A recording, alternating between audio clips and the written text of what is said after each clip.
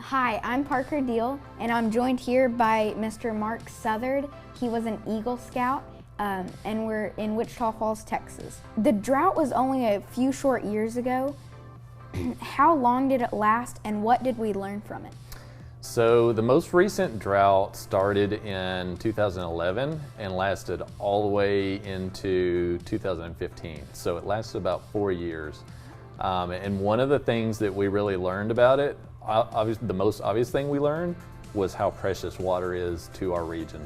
I've heard that Wichita Falls is leading the way in reusage of water. Yeah, so I'll tell you a little bit about that. So during that drought, we did something that only one other place in the state of Texas, and actually one other place in the entire United States did, and that was called direct potable reuse. So there are two types of reuse. There's direct potable and then there's indirect potable. So the difference between those is direct potable is where all of the wastewater is treated at the wastewater plant, and then once it's treated there, it's piped directly to the water treatment plant, treated in the water treatment plant, and back out to the public.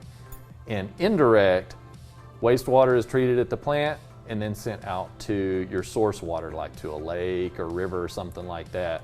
And then you pump that water from the lake back into the plant for treatment and drinking water. Okay. So what have we changed in our water system since the drought? So like what was it before the drought and what is it like now? So the biggest difference there too, and again I described the direct potable and indirect potable. So in 2014 we did direct potable reuse, where we had a pipeline that directly connected the wastewater plant to the water treatment plant. So we were doing direct potable treatment where it went from wastewater to water treatment. We went through microfiltration, reverse osmosis, and then UV disinfection. And then we combined that with our raw water and treated it again before we sent that out to the public. After the drought in 2015, we stopped that process, and then we converted our direct potable over to an indirect potable. So we took the pipeline that was actually connecting the water and wastewater plants and sent that out to Lake Arrowhead. So the wastewater from the wastewater plant now goes out to Lake Arrowhead. Then we pump that back to the plant and treat it here in the plant. So that's the difference of what we're currently doing versus what we did before. Because before the drought, we would take that wastewater effluent, we pumped it out to the Wichita River, and then that went on to Lake Texoma. So we weren't even seeing that water in our source water here in the Wichita Falls area. So that's the main difference between pre-drought and post-drought. So there's a good difference. Yeah, it's a really big difference. So it really allows us to maintain lake levels a little better. And it's roughly about 8.5 million gallons per day that we're pumping out to the lake. So we're saving all that water that would have gone to Lake Texoma before. Yeah. How many water treatment centers do we have here in Wichita Falls? So we have two. So you're at the main one, the biggest one, Cypress Water Treatment Facility. And then we have another one, our Jasper facility, which is across town, kind of across from Patterson Auto Center. This is the larger one. We have a total of 52 million gallons per day we could produce here. And then at the Jasper plant, we could do 24 to 28 million gallons per day at the Jasper plant. Wow. How many gallons are wasted on average a year here in Wichita Falls? You know, it's hard to give an exact amount, but if you base it on what we treat at the drinking water plant versus what's collected back at the wastewater plant, we probably see about a difference of about 4 to 6 million gallons per day. So if you want to say how much was wasted, I guess you could put it in that range, 4 to 6 million gallons. And that kind of fluctuates through the year. Most of the time, we see that in the summer when we're irrigating, because the biggest waste is where people irrigate their yards, because we don't get to collect that back in our wastewater plant. Yeah.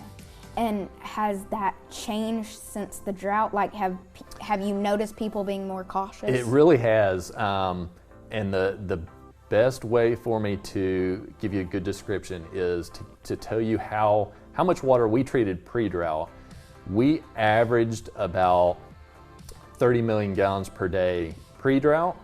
Now we're averaging about 15 million gallons per day. So you see that usage really cut in half, from water saving to, again, wells, rain collection systems.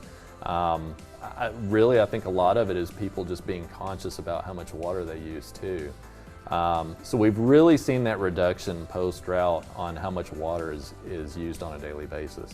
What did Wichita Falls do to conserve water during the drought? So really what we did is, as we start to see those lake levels drop, we have different water stages. So I'll just give you an example. For example, if we were to hit like 70%, and this isn't the exact number for our stage, but if you hit 70% and say that's stage 1, we start kind of reminding people, hey, the water level's starting to drop, just be conscious of how much you're using. Then at the next stage, when we would hit, say, 60%, maybe some mandatory restrictions start coming in, like if you use over a certain amount, there's going to be extra cost to your water. And then when we would hit stage 3, we would start doing things like starting to curtail outside irrigation, where you can only do it so many days a week.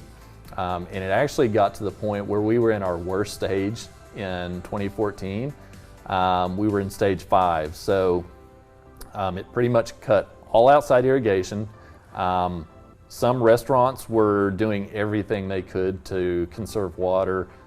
Car washes were closed once a week.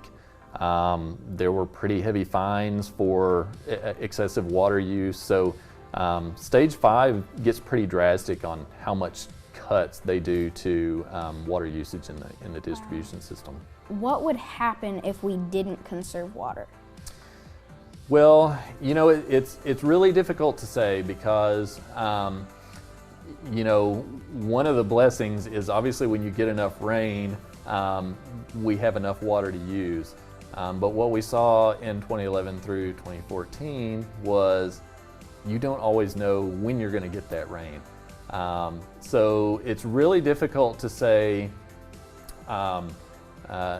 you always have to conserve as much as you can, because I know people like to use water for outside irrigation and things like that. But then you also have to be conscious of the current climate. If we're currently getting rain, what the forecasts call for, things like that. We've learned here that water is extremely precious, and we should do everything we can to conserve it and reuse it, so we don't get it another time like we did in 2014 when it's just so low that we have to go into stage 5.